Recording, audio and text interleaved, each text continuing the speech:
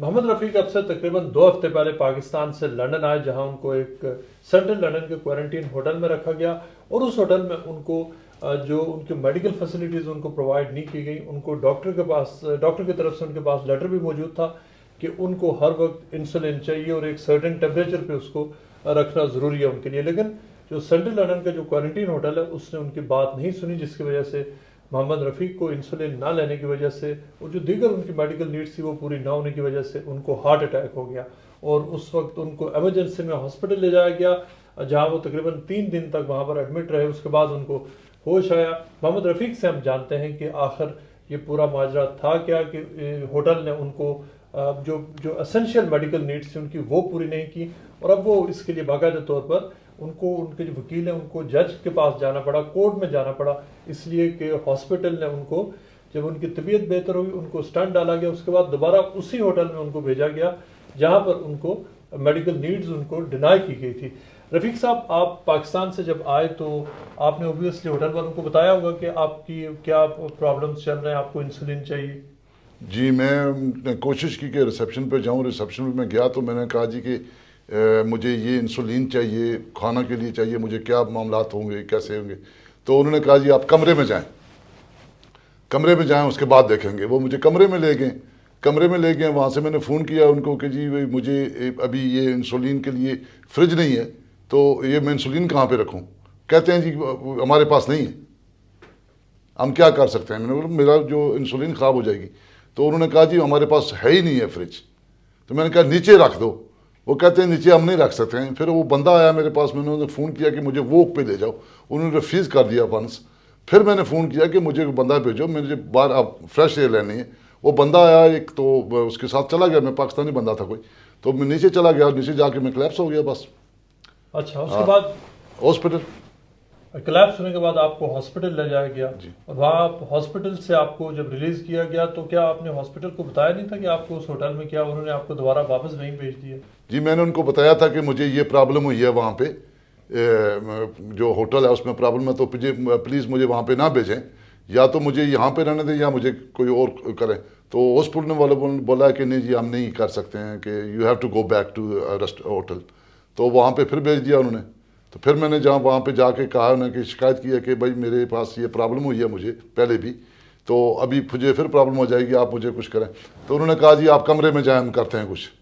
तो कमरे में फिर वही बात थी, कुछ भी नहीं। फिर रात को मेरे वकील ने उन्होंने मेहरबानी की, दोबारा कोशिश की, तो मुझे रिलीज मिली है वकील के थ्रू, कोर्ट के थ्रू। जब क्वारंटीन में ठहरने के लिए आपने तकरीबन 1700-2000 पाउंड भी दिए, उसके बावजूद आपने होटल वालों को तो पहले बताया होगा कि आपको ये बहुत एसेंशियल आपकी नीड है, उन्होंने उस हवाले से वो पूरी नहीं की।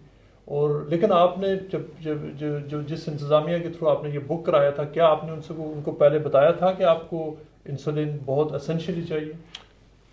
जी, वो जब बुक करवाया तो वो पूछते ही नहीं है, वो तो कुछ नहीं पूछते, वो पैसेंजर नंबर देखते हैं, सब कुछ देख के वो बुक कर देते हैं।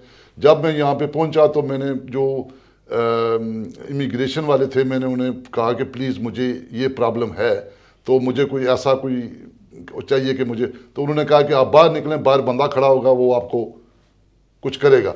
तो बाहर जब मैं आया तो बाहर एक बंदा खड़ा था, मैंने उसे कहा कि यार मुझे ये प्रॉब्लम है, तो मेरे लिए कुछ करो। उसने कहा जी हम कुछ नहीं कर सकते। फिर वो दूसरे वो कस्टम वालों ने ले गए हैं, वो कस्टम वालों से बस पे बिठा दिया, तो 2-3 घंटे तो बस वालों ने लगा दिया होटल तक पहुंचाने में।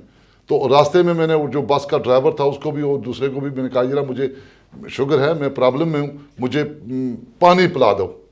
पानी, वो उनके पास पानी भी नहीं था। वो कहते हैं जी कि हम बाहर जा ही नहीं सकते हैं, दुकान वाले हमें अंदर जाने देते ही नहीं हैं, तो आपको यहाँ भी बैठना पड़ेगा और आप जाके होटल में। तो जब मैं होटल में गया हूँ तो मैंने उनसे प्लीज़ कहा कि मुझे खाने के लिए कुछ दो। उन्होंने कहा जी हमारे पास खाने के लिए है ही कुछ नहीं है, ये ड्रिंक्स हैं, ये चाय काफ़ी जो भी था वो उन्होंने पलवाई है। उसके बाद उन्होंने कहा कमरे में जाएँ, कमरे में मिलेगा। कमरे भी वो कह रहे थे कि आप वो उनका होता है ऐप जो लोड करें, वो मुझे आता नहीं था। उसकी वजह क्या, आप टेक्नोलॉजी यूज़ नहीं, टेक्नोलॉजी में वो ऐप तो मैंने टेक्नोलॉजी में यूज़ नहीं कर सकता हूँ जी। तो फिर उन्होंने कहा जी बंदा भेजेंगे ऊपर, तो बंदा नहीं आया। तो मुझे पता ही नहीं चल रहा था कि खाना कैसे मंगवाना है, क्या करना है। तो मैं वही रिसेप्शन पे फ़ोन कर रहा था उनको उठा के कि प्लीज़ हेल्प मी। تو کچھ کھانے کو انہوں نے دو. help نہیں کی. تو انہوں نے کھانے کے لیے چیز بھیجی ہے, پتہ نہیں برگرز تھے کچھ تھے, وہ کہتے ہیں حلال, ہمیں نہیں پتہ یہ حلال ہے یا حرام ہے, یہ بھی انہوں نے کہا ہے. تو وہ میں نے کھایا ہی نہیں, وہ وہیں پہ پڑا رہا. محمد رفیع کی کہانی آپ نے سنی. اب محمد رفیع اس کے لیے باقاعدہ طور پر اب ایک وہ لیگل ایکشن بھی لینے جا رہے ہیں, لیکن اس سے پہلے جب محمد رفیع کو ہاسپٹل جب ان کو ہوش آیا اور جب انہیں پتہ چلا کہ ان کو ہارٹ اٹیک ہوا اور ان کو سٹنٹ ڈالا گیا اس کے بعد یونیورسٹی کالج ہاسپٹل لنڈن اس نے ان کو دوبارہ بھیج دیا اسی ہوٹل میں جہاں ان کو بنیادی طور پر مسئلہ پیش آیا تھا.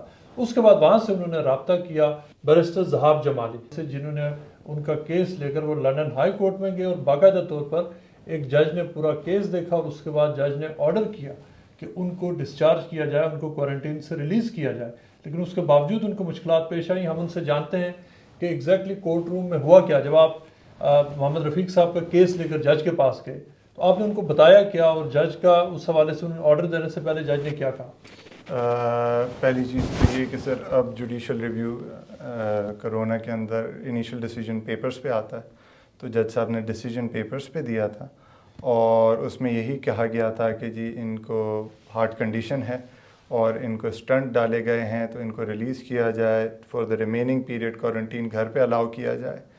جج صاحب نے آرڈر دیا کہ ان کو ریلیز کیا جائے, ڈاکٹر کنفرم کرے, ڈاکٹر نے کنفرم کیا. بٹ انٹرسٹنگلی اس آرڈر کے بعد, ڈاکٹر کے لیٹر کے بعد, ان کو ہاسپٹل سے ڈسچارج کیا گیا 25 مئی کو, بٹ واپس ہوٹل لے گئے انسٹیڈ آف ریلیزنگ ہم ایٹ ہوم. ایگزیمشن سرٹیفکیٹ رات کو 9:30 بجے دیا گیا اور اس کے بعد انہوں نے ہوٹل کی مینجمنٹ نے کہا جی ہم ان کو ابھی ریلیز نہیں کر سکتے. تو واپس ان کو تھریٹ کیا گیا کہ جی واپس کورٹ جائیں گے ہم رات کو, کیونکہ آپ کورٹ کا آرڈر فالو نہیں کر رہے. تو ان کو پھر رات کو 1 بجے کے قریب ریلیز کیا گیا.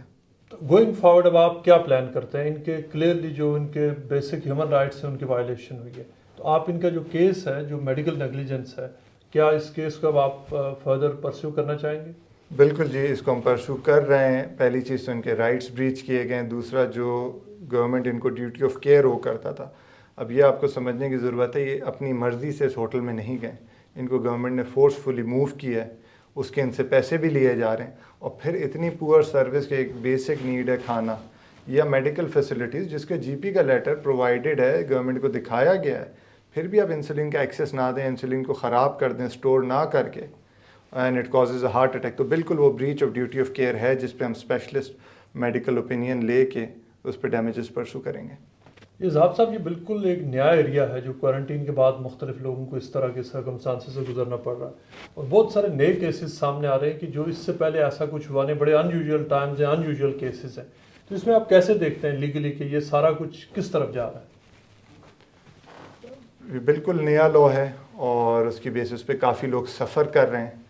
کافی کیسز گورنمنٹ سے بغیر کورٹ جائے سیٹل ہو رہے ہیں, اور کچھ کیسز میں ہمیں کورٹ جانا پڑ رہا ہے جہاں گورنمنٹ رپلائی نہیں کر رہی ہے, انیشلی ریفیوز کرتی ہے ایگزیمشن. اب ہوپ فلی اس پہ کچھ ججمنٹس آئیں گے تو لا سیٹل ہوگا اور فیوچر میں اس کی بیسس پہ لٹیگیشن تھوڑی ریڈیوس ہوگی, اور ایکسپیکٹ کرتے ہیں کہ گورنمنٹ بھی اپنا رسپانس تھوڑا ایسے ولنریبل لوگوں کے لیے امپروو کرے گی with time. Thank you very much.